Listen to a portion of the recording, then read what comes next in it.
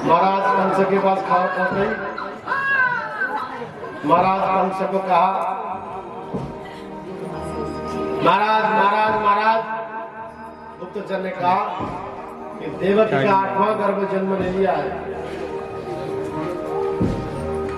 कंस खड़ा हो गया,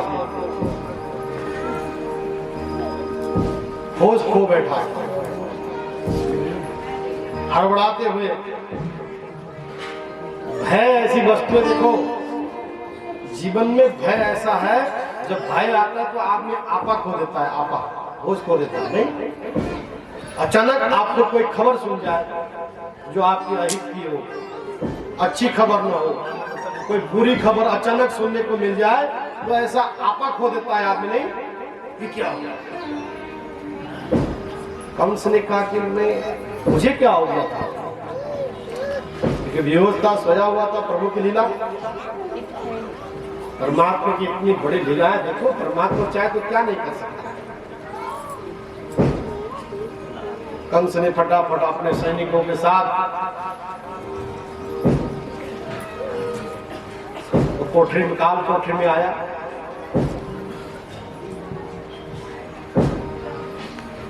ए देवकी, देवकी तुम्हारा 8वां संतान दो।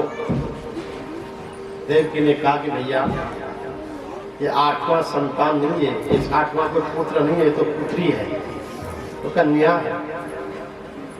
और इस कन्या की आप हत्या करेंगे? कितना बड़ा पाप लगेगा आपको, कन्या हत्या करेंगे आप। एक बार तो कंस हंस पड़ा, देवताओं ने मेरे साथ फिर छल किया, देवताओं ने मुझे फिर छल किया। देवताओं की तरफ देखकर हंसने लगा, अरे देखो देखो देवताओं, तुम डर गए हो, तुम डर गए हो। लेकिन जो पाप है ना व्यक्ति की, पाप, जो पाप है व्यक्ति को कभी भी शुभ करने नहीं देता। ध्यान रखना, अच्छे कार्य करने नहीं देता। आइए शंकर जी की, आज शंकर जी के धाम में कथा हो रहा हो तो अगला कि ना जा। अभी थोड़ी देर में बाबा जी भी आएंगे, कन्हैया के दर्शन करने। जय श्री कृष्ण, जय श्री कृष्ण।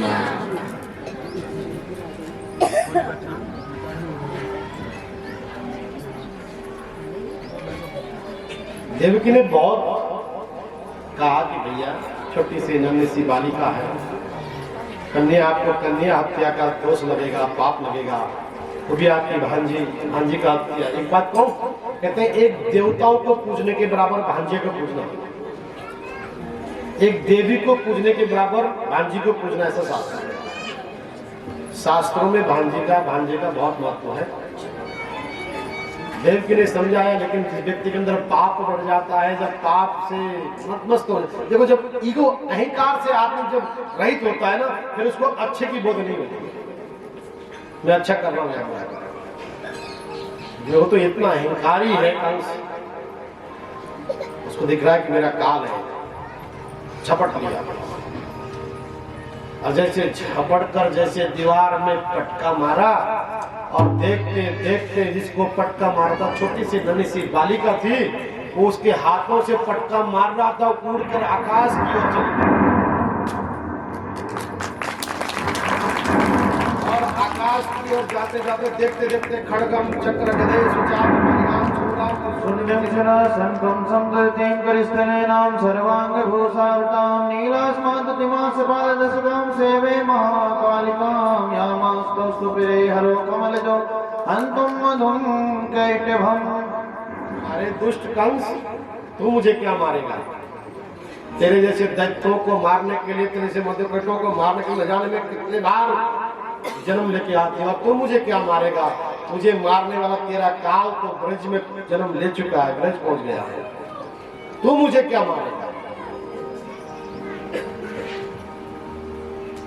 और कहते ना, जाको राके सैया मार सके ना कोई।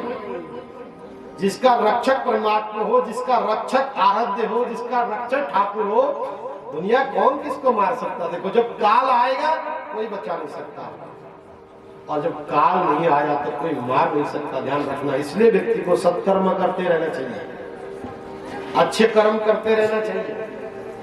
अरे दुष्ट पापी कंस, तू क्या मुझे मारेगा? तुझे मारने वाला तेरा काल, वो तो जन्म ले चुका है। वसुदेव सुतम देवम कंस चारुणि मर्दनम देवकी परमानंदम कृष्णम वंदे जगद्गुरुम। जो कृष्ण है, जो तुझे मारने वाला है, तेरा काल है, तेरी मृत्यु है, वो तो जन्म ले चुका है वृक्ष में।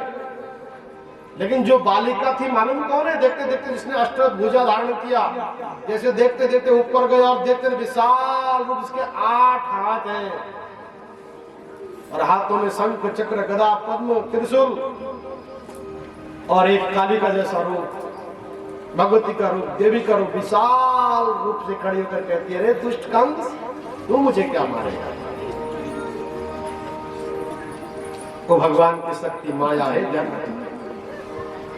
भगवान ने जाने से पहले माया को भेज दिया था, जाओ तुम जाकर नंदगांव में नंद बाबा की जो पत्नी यशोदा है, उनके गोद में प्रकट हो जाओ। भगवान की सारी लीला है। देखो भगवान की लीला के सामने किसी का कोई चल सकता है? हम लोग बेकार में कहते हैं मैंने ये कर लिया, मैंने वो कर लिया, मैं ये करने वाला हूँ। हम कुछ नहीं करने वाले, जो कुछ भी करने वाले परमात्मा है। ये सारी परमात्मा की माया है। ये सतत जो माया दिखती है ना आपको, सब परमात्मा की है। उसी भ्रम में हम लोग जी रहे, मैंने किया, मैं करने वाला हूँ, मैं बोलने वाला हूँ, मैं ये बनाने वाला हूँ, मैं ये करने वाला हूँ। मुझे एक बात याद आई, एक सज्जन सेठ, आज मैंने ग्रुप में भी डाला, एक सेठ बड़ा धनवान व्यक्ति, जो सेठ होता है ना, धनवान होता है, उसको थोड़ा अक्कड़ तो होती है, अहंकार तो होता है, अभिमान तो होता है ना, ये मैं पैसे वाला हूँ। इधर मर्सिडीज में जा रहा था, एक फक्कड़ के महात्मा अपनी मस्ती में था,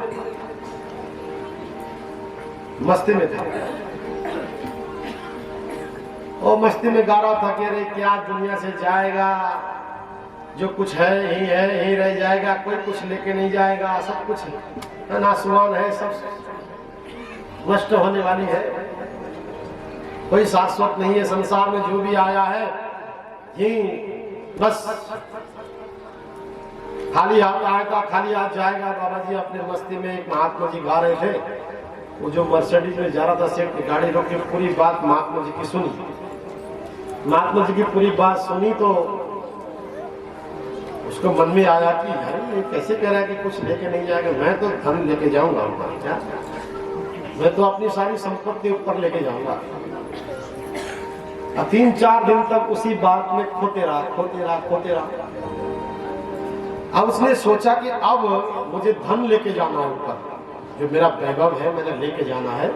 इसके लिए पूरी जो उसके, क्योंकि 50,000 के उसके वर्कर थे, एक दिन उस 50,000 सब वर्करों को बुलाया मीटिंग में, एक हफ्ते के बाद बुलाया और कहा, सुनो तुम में से एक मेरा प्रश्न है, उसका कोई मुझे उत्तर देगा, मैं उसको 1 करोड़ रुपए की इनाम दूंगा।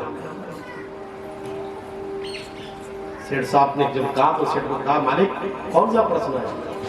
मुझे कोई ये बता दे कि ऊपर धन कैसे जाएगा, बस मैं उसको 1 करोड़ रुपया दूंगा। अब मालिक के सामने कौन बोले? लोग कहने लगे मालिक तो सटा गया, कोई धन लेके ऊपर जाएगा क्या? अपने शरीर लेके नहीं जाएगा, धन की बात कर रहा है, लगता है सेठ तो सटा गया, सेठ सटा गया। आपस में बात होने लगी।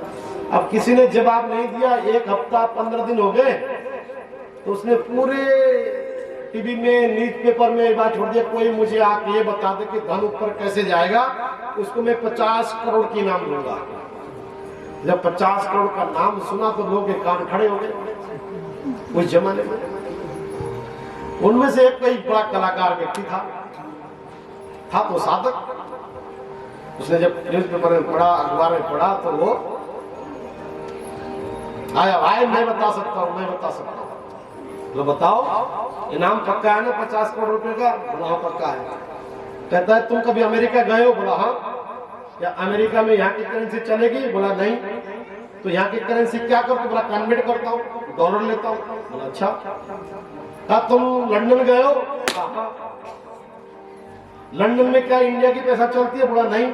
क्या करते हो? बोला पाउंड में कन्वर्ट करता हूँ। बोला यूरोप गए हो? बोला हाँ। क्या करते हो? इंडियन करेंसी चलती है? बोला नहीं। क्या करते हो? बोला यूरो में कन्वर्ट करता हूँ। बस तुमको यदि ऊपर धन लेके जाना है ना भाई, तो यहाँ सत्कर्म करो, सत्कर्म करो, सत्कर्म करो, तुम्हारे साथ है।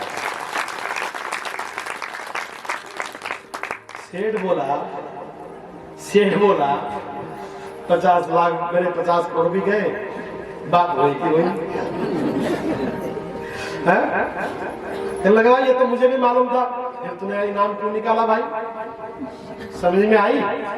तो संसार से कोई कुछ लेके नहीं जाने वाला है, केवल आपके द्वारा कमाया हुआ धन को सत्कर्मों में लगाना है। सेठ को कहा यदि तू धन देख, तो अमेरिका गया इंडियन करेंसी लेके नहीं गया, यूरोप गया इंडियन करेंसी लेके नहीं गया, यदि तूने परम धाम जाना है तो सत्कर्मों में किया हुआ धन है वो तेरे को वहां मिलेगा। इसलिए तू सत्कर्म कर, यज्ञ कर, अनुष्ठान कर, मंदिर बना, आश्रम बना, गौशाला बना, तो ये कर।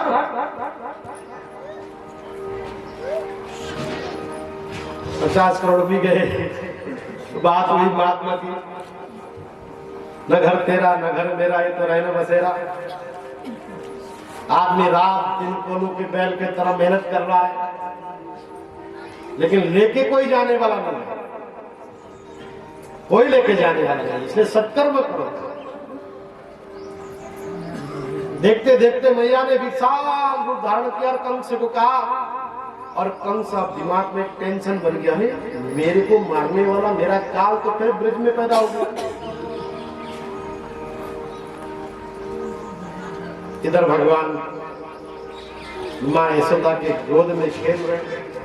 जब मैया के नेत्र खुले तो छोटा सा नन्हा सा बालक है, छोटे छोटे हाथ हैं, छोटे छोटे पैर हैं, छोटे छोटे घुंघरे हल्के से बाल हैं, नीली नीली हल्की सी आंख है, मंद मंद मुस्कुराते हुए माँ के गोद में खेल रहा है। जैसे नेत्र खोलते मैया ने उनके जैसे छवि देखी, मोहित हो गई।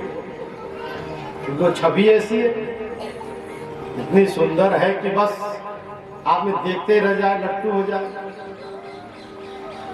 मैया को तो होश ही नहीं आई। इतने में कोई सेविका आई, दासी ने देखा कि मैया के गोद में तो लाला है सुंदर। अब मैया की आयु कितनी है मालूम है? 75 वर्ष की है, और नंद बाबा 80 वर्ष के हैं। गांव के मुखिया है, राजा है। 80 वर्ष की आयु में जिसके घर से घर में संतान हो जाए, एक तरफ तो शर्म की बात है, दूसरी तरफ खुशी की बात है। गांव वाले क्या बोलेंगे, समाज क्या कहेगा? 80 वर्ष में बेटा हुआ है। इतने में बाल जो है सेविका ने, अरे मैया की गोद तो लालो आयो है, लालो आयो है, लालो आयो है। बस बाहर हल्ला मचाते हुए, शोर मचाते हुए बाहर गई। बाबा जी खेत में काम कर रहे थे, खलान में लोग काम कर रहे थे, कोई दूध निकाल रहे थे। लोग वही दूध को छोड़ दिया और सब नंद बाबा की खलान की तरफ आगे दौड़ रहे। कोई दूध निकाल रहा था, कोई घास डाल रहा था, कोई बछड़े बांध रहा था, कोई बछड़ा खोल रहा था, कोई रसोई की ओर। जो जितने भी ब्रिज में जो नंद बाबा नंद गांव में लोग थे, जिसने जिसने सुना बात, जो जहाँ था वही छोड़कर, कोई झाड़ू मार रही थी, झाड़ू छोड़ के चली गई है, बर्तन मार रही थी, बर्तन छोड़ के चली गई, दूध निकाल रही थी, दूध निकाल के छोड़ के चली गई, जो घास डाल रहे थे भाई घास डालते छोड़ के चले गए। और कहाँ जा रहे हो, कहाँ जा रहे हो, कहाँ जा रहे हो? अरे बाबा के घर में नंद बाबा के घर में लालो आयो है, लालो आयो है, लालो आयो, सबके साथ खुशी। अब तो बाबा को पता चला, बाबा तो नाचने लगे, झूमने लगे। आओ एक मिनट चले। गोविंद जय जय गोपाल, जय जय गोविंद, जय जय गोपाल, जय जय श्री राधा रमन हरि गोविंद, जय जय राधा रमन हरि गोविंद, जय जय गोविंद, जय गोपाल जय जय गोविंद जय जय गोपाल जय जय श्री राधा रमन हरि गोविंद जय जय श्री राधा रमन हरि गोविंद जय जय गोविंद जय जय गोपाल जय जय गोविंद जय जय गोपाल जय जय। जिसके घर में स्वयं गोविंद आया, अब देखते देखते बाबा के खलान में पूरे गांव के ब्रिज के लोग इकट्ठा हो गए, एकत्रित हो गए, सारे एकत्रित हो गए। अब जो भी आता है, मैया कहाँ है, यशोदा कहाँ है, अनिया कहाँ है, कान्हा कहाँ है, लालो कहाँ है, लालो कहाँ है, बस एक दूसरे में झूमने लग गए।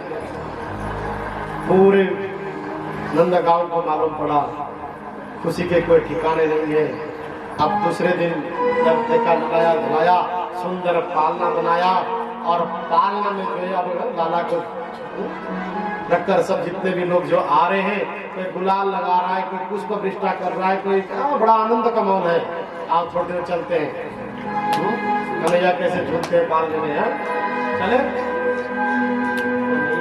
कन्हैया झूले पहले ना मैं वेदन में सुन आई, कन्हैया झूले पहले ना एक धीरे झोटा दीजो, एक धीरे झोटा दीजो, एक हौले झोटा दीजो, एक धीरे झोटा दीजो री, एक हौले हौले झोटा दीजो।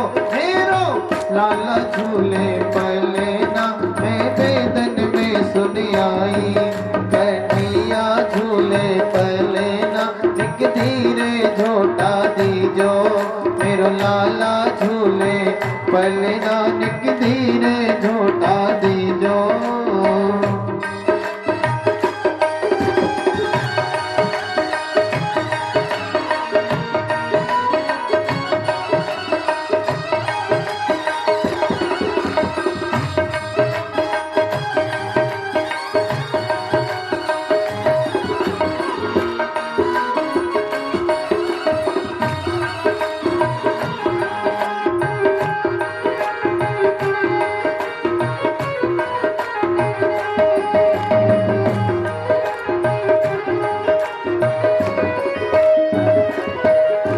मथुरा में हरि जन मिलियो है, मथुरा में हरि जन मिलियो है, मथुरा में हरि जन मिलियो है, मथुरा में हरि जन मिलियो। गोकुल में गोकुल में गोकुल में झूले पहले नानक धीरे झोटा दीजो, गोकुल में झूले पहले नानक धीरे झोटा दीजो, एक धीरे झोटा दीजो री, एक हौले हौले झोटा दीजो, एक धीरे झोटा दीजो री, एक धीरे झोटा दीजो। मेरो लाला झूले पहले ना